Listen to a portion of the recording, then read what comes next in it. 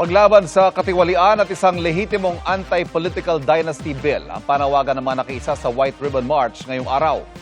Mula sa People Power Monument, nakatutok live si Jonathan Andan.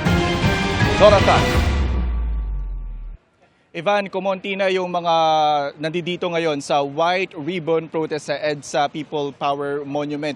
As of 5 p.m. ang sabi ng QCPD, ang crowd estimate dito ay 2,000 na lang. Kanina kasi umabot yung peak numbers nila sa 3,500.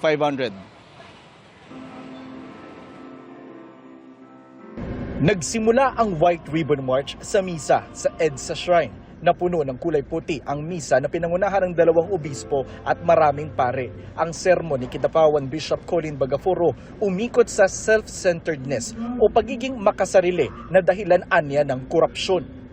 Ang taong tunay na nagmamahal ay hindi magnanakaw sa kapwa. Ang tanong, sino ba talaga ang iniuna mo? Ang sarili mo o ang Diyos at ang kapwa? Mahalaga pa rin na nakikita ng mga kinauukulan na meron pa rin tumututol sa mga kawalanghiyaan nila. Katahimikan natin, lalong lumalala ang kawalanghiyaan ng mga walanghiyang yan. Lahat ng sangkot! Dapat managot!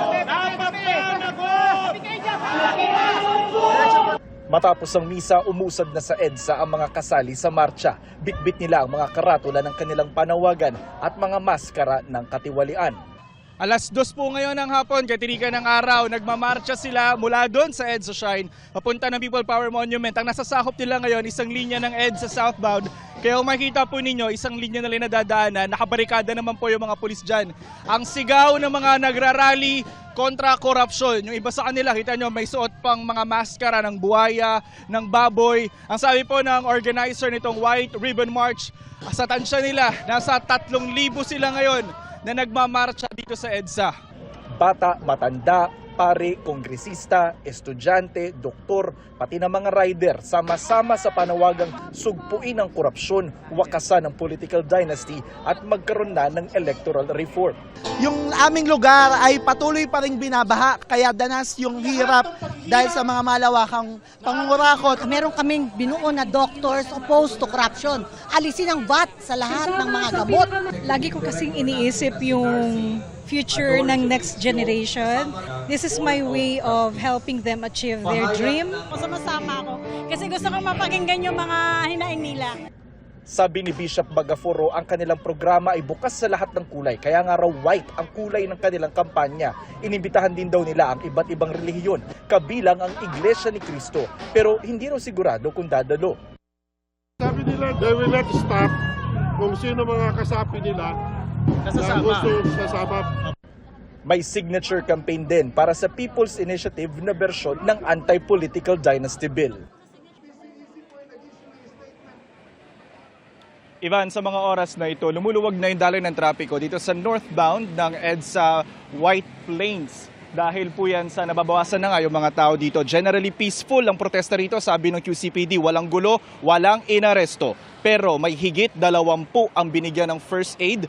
Karamihan nahilo sa init. May isa namang natapilok at tumama ang noo sa semento habang nagmamarcha mula dun sa EDSA Shrine papunta rito sa White Plains. At ayon po yan sa Quezon City Health Department. Yung munang latest mula rito sa EDSA People Power Monument. Balik sa'yo, Ivan. Maraming salamat, Jonathan Andal. May mga dating opisyal ng gobyerno na dumalo sa nagpapatuloy na White Ribbon March sa Quezon City. Pero bawal ang talumpati ng mga politiko sa entablado. Nakatutok doon live si Darlene Kai. Darlene. Ivan, katatapos lang ng programa dito sa White Plains, kaya agad ding nagsialisan yung mga lumahok sa White Ribbon March. Ang pangunahing panawagan nila ay pananagutan sa katiwalian sa pamahalaan.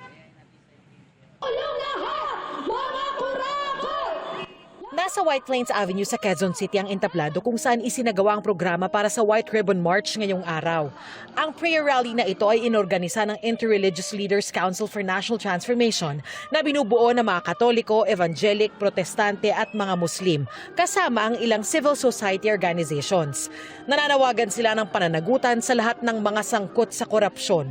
Lumahok sila sa trillion peso march noong nakaraang taon at sa pagunita sa EDSA People Power Anniversary noong Pebrero, pero hindi nila sila kontento sa aksyon ng gobyerno para panagutin ang mga sangkot sa maanumalyang infrastructure projects. Mabagal ang pag-usad at parang dinidribble lamang, nandun ang ating pakiusap. Nandito na yung taong bayan. At ang maganda nito, ang panawagan namin bilang mga Pilipino, magkaisa tayo.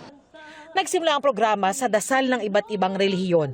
Tampok ang puting laso o white ribbon na simbolo na wala silang kinikilingang partido o politiko. Ang white ribbon, ito ay simbolo ng malinis na konsensya, simbolo ng katotohanan, simbolo ng ating paninindigan. Base sa pag-aaral ng Social Watch, may katiwalian pa rin umano sa 2026 national budget dahil sa mga questionabling items na nakita nila. Natukoy namin ang humigit kumulang 319 billion na questionableng pondo sa mga infra projects. Dahil nabuking ang paggamit sa tinatawag na unprogrammed appropriations, mayroong mga flood control project na tila pinalitan lamang ang pangalan at ginawang farm-to-market roads. Sinusubukan pa namin kunin ang panig ng Malacanang at DPWH ukol dito. Nasa rally ang mga dating kongresista mula sa mga progresibong grupo gaya ni Lisa Masa, Franz Castro, Teddy Casino sa Turo Ocampo. Nandito rin si dating Chief Justice Maria Lourdes Sereno. Pero bawal magsalita ang mga politiko at opisyal ng gobyerno sa entablado ayon kay Bishop Efraim Tendero. Kami po ay naririto naniningil sa mga opisyalis ng pamahalaan anuman ang kanilang posisyon o partido na managot sa kanilang mga kilos at gamitin ang kapangyarihan para sa kapakanan ng bayan. Mahigpit ang seguridad sa palibot ng White Plains at People Power Monument. Madaling araw pa lang, nandito na mga pulis, kawani ng MMDA, BFP at Quezon City LGU. Ang isang grupo ng kabataang ito, bumiyahe raw ng 8 oras para lang lumahok dito sa White Ribbon March. Pinili nilang magsuot ng itim sa halip na puti. Hindi po kami maka-Duterte, hindi po pa kami maka-BBM. Nandito po kami para po sa mamamayan. Nandito po kami para iparamdam po sa lahat dito na wala po kaming kinakampihan o wala po kaming ini-idolize. Buong araw, mabagal ang daloy ng trapiko sa EDSA northbound mula Ortigas hanggang White Plains. Sa isang punto, isang lane na lang ang nadaraanan ng mga sasakyan. Gumawa kasi ng barikada ang mga pulis para makadaan ang mga lumahok sa White Ribbon March.